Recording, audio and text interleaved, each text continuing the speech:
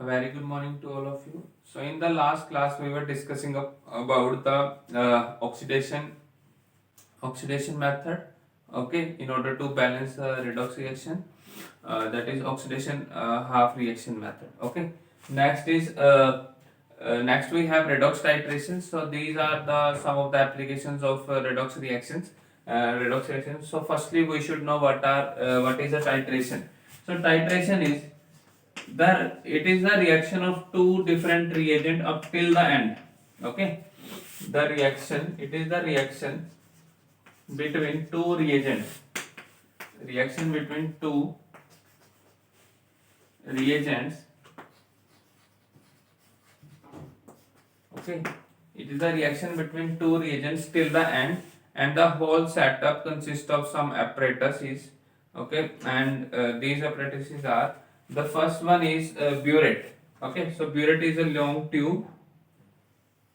Okay, it is a long tube, cylindrical in shape. Okay, cylindrical in shape, and here we have a knob. Okay, so we can easily close and open this knob. Okay, and the solution will we will add the solution into this burette, and this is known as burette.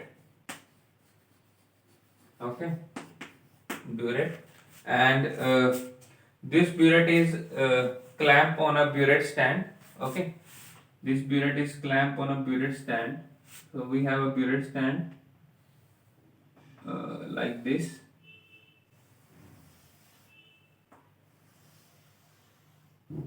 Okay, and this is a burette stand like this, something like this. This is a burette stand, and this burette is clamp on this stand. Okay, this is burette stand.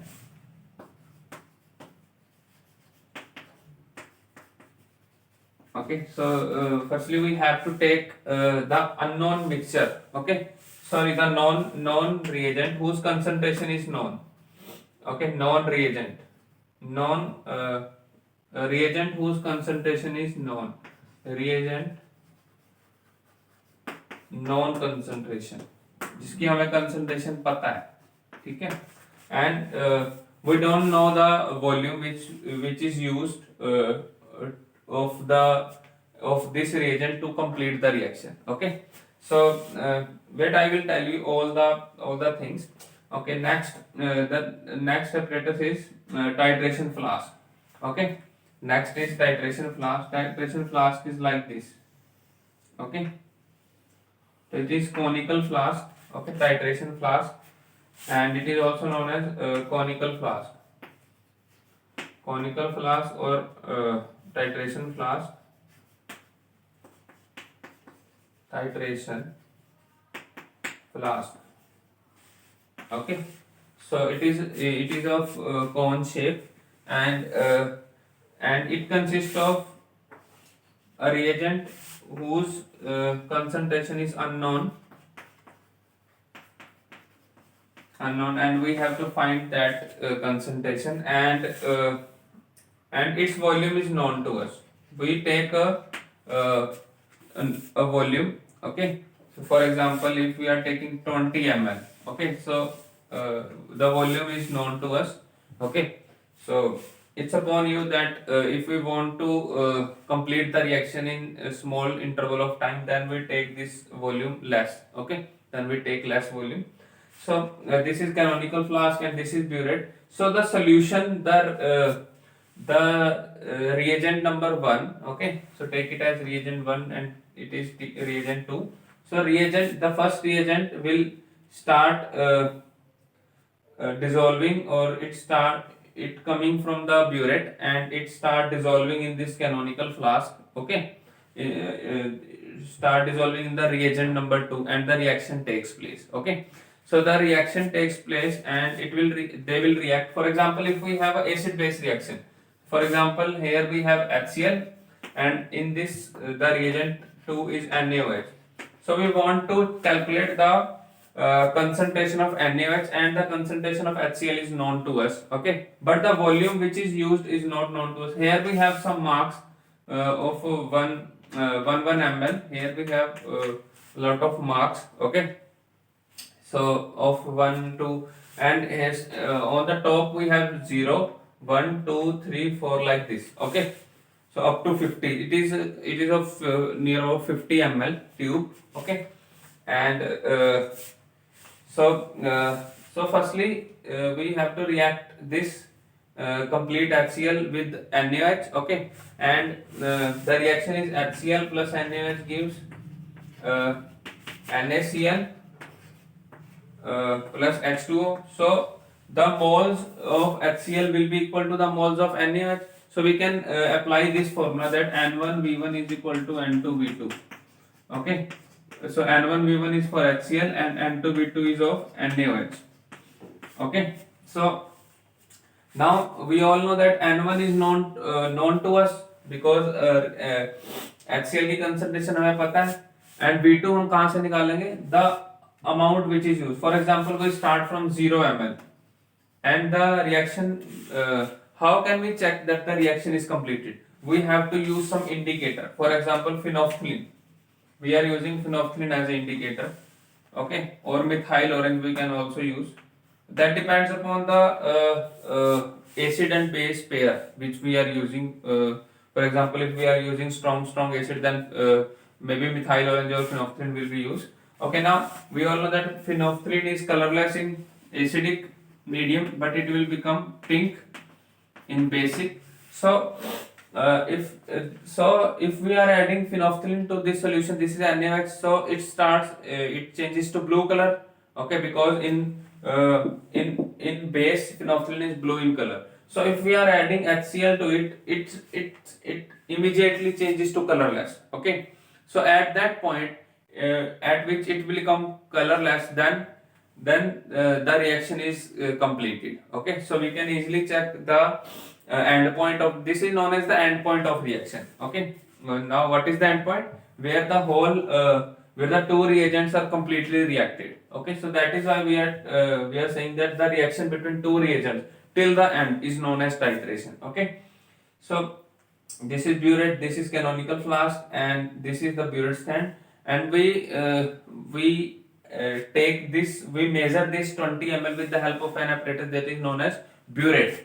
Okay, sorry, pipette. That is known as pipette, and it is like this. So pipette. Okay, so it is like this. So we have to suck from this side. Okay, and for example, hey, this is our beaker, and we have NaOH in this beaker. So we have to suck the NaOH from here, and there are some mark. There is a mark of 20 ml. Okay, over here. So there is a small mark which tells us that we have 20 ml. Okay, so we can easily measure the amount with the help of this apparatus that is known as pipette. Okay, that is known as pipette. Now, okay, so N1 is known to us. V2, V1, we can easily predict. For example, we start with 0 ml. Okay, we start with 0 ml.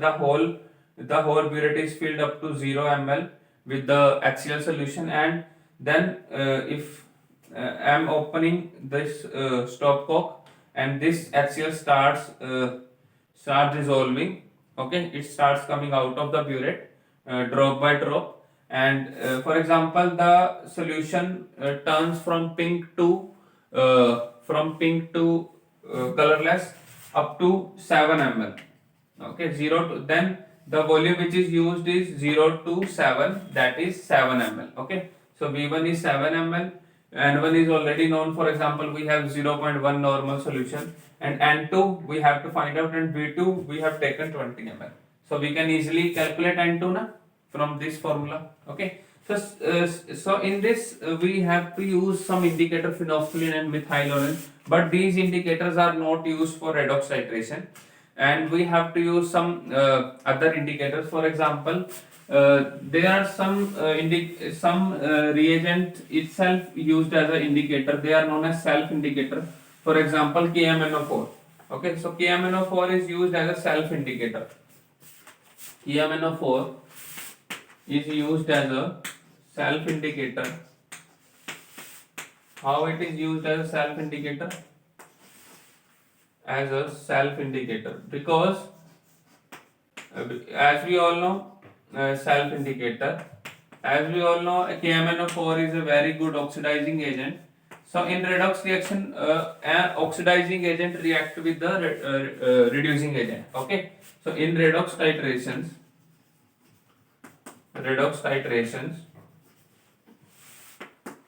an oxidizing agent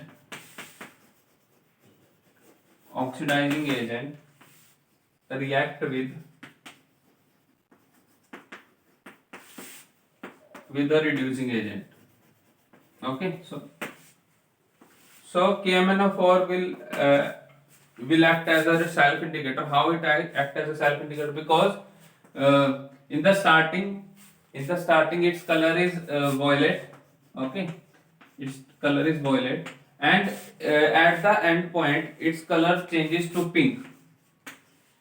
Okay, its color changes to pink. It means the reaction is completed. Okay, the appearance of pink color gives us an idea that the reaction is completed. Okay, we are on the end point, that is also known as equivalence point.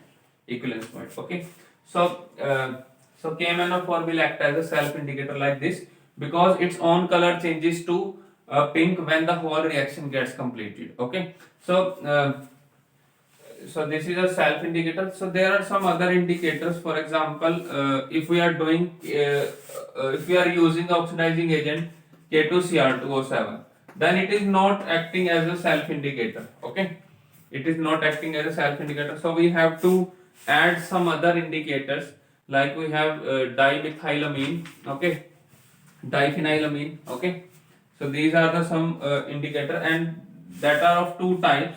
The first is internal indicator. Okay, internal indicator we have to add in the canonical flask. Okay, in the canonical flask or in the titration flask. And second, we have external indicator. Okay, internal indicator we have to add like we have phenolphthalein and methyl orange. We have to add in the canonical flask, and we start the reaction. Okay, the solutions start coming from the burette into the canonical flask, and the reaction will start. Okay, so internal indicator which we use, there are many indicator, like we have diphenylamine. Okay, diphenylamine. External indicator which we use is potassium ferricyanide. Okay, potassium ferricyanide. So internal indicator is diphenylamine, and the external indicator is our K3FeCN6. This is known as potassium ferricyanide. Now, how external indicator is used?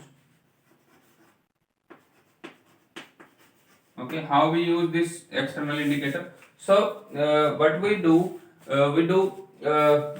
for example, the reaction is taking place. Okay, the reaction हमारी चल रही है. So the oxidation is taking place. Okay, for example, if we have Fe plus 2 and we are reacting it with K2Cr2O7, so its oxidation start to Fe plus 3, but we don't know that at which point the reaction get to the end point. So we have to take some drops of this indicator K3FeCN6 on a white tile. Okay, on a white tile we have to take some drops. Okay, some drops of this indicator, and while doing the reaction we have to take some drops of the solution from the canonical flask, and we have to add it with this K3FeCN6. Okay, so if the color starts changing, okay, there is some characteristic color at which shows that endpoint is there. Okay, so if that color we will get, for in this case we will get, I think, yellow color. Okay, in this case we will get a yellow color at the end. So that yellow color will can easily predict, can easily give us an idea that we are on the end point. Okay, so this indicator we will not directly dissolve in the solution which we have taken in the canonical flask, but we take it on a white tile, and then during the reaction we take some of the drops of from the canonical flask and react it with this solution on the white tile. Okay, if the color start changing, then it means we will get a we will get a end point. Okay, but we have to check it 4 or 5 times, okay, during the reaction. Okay, so because there is a sudden change takes place. Okay, there is a sudden change takes place, that is why we have to check it after some time. Okay, during the reaction. तो ये सब हो गया हमारे पास redox titration का. ठीक है, what are the apparatuses and how the reaction takes place, how we can check. Okay, so there are many types of redox titration. The first one is KMnO4. Okay, KMnO4 titration.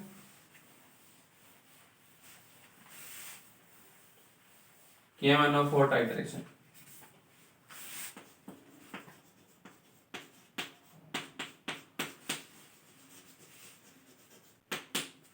Okay, now in this reaction we are using KMnO4 as a self indicator. So for example, there are many examples. For example, Fe+2 on reaction with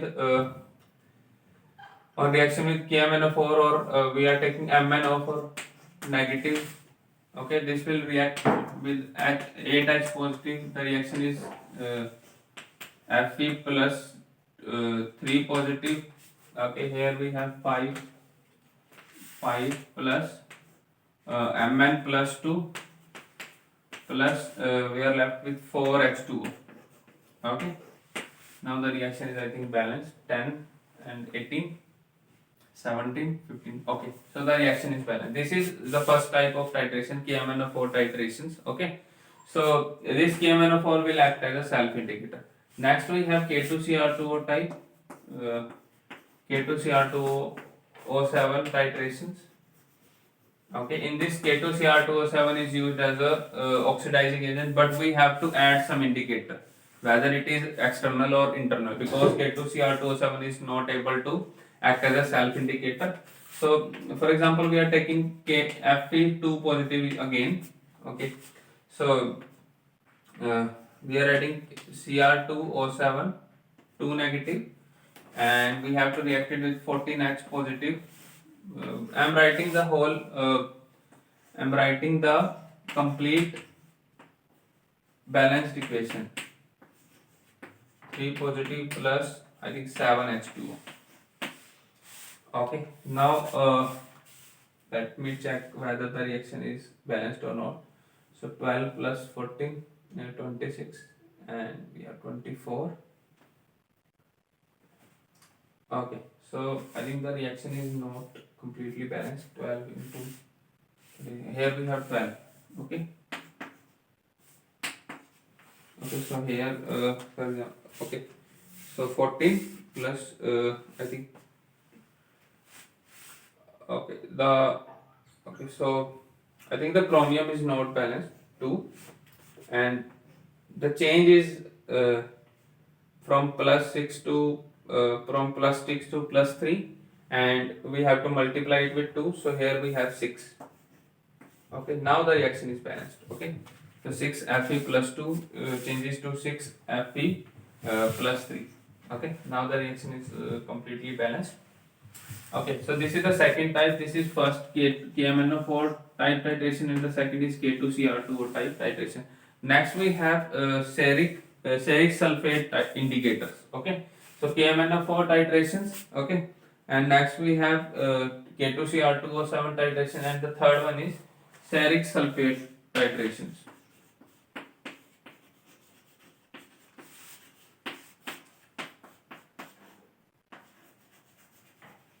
Okay, so this is I am just giving you a general idea, because this topic is in our practicals also. So I am just giving you an idea about the titrations. Okay, so this is my main purpose.